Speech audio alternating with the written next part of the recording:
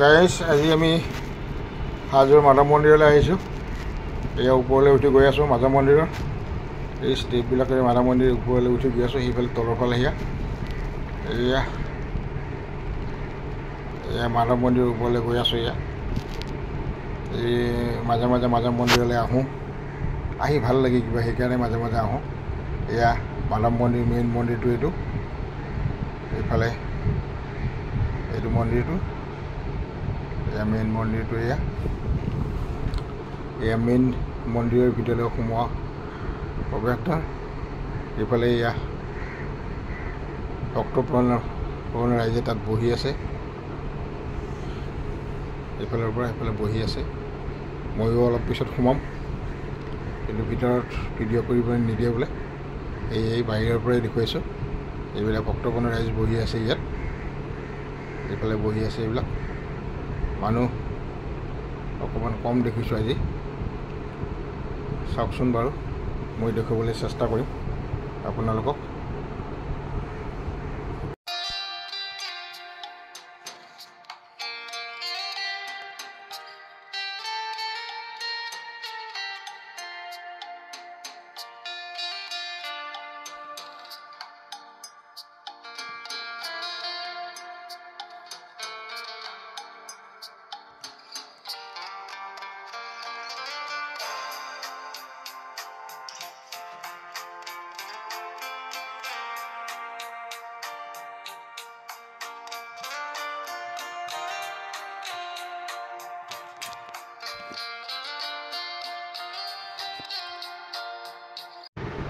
এয়া মই ওপৰৰ পৰা তললৈ নামি আহিছোঁ।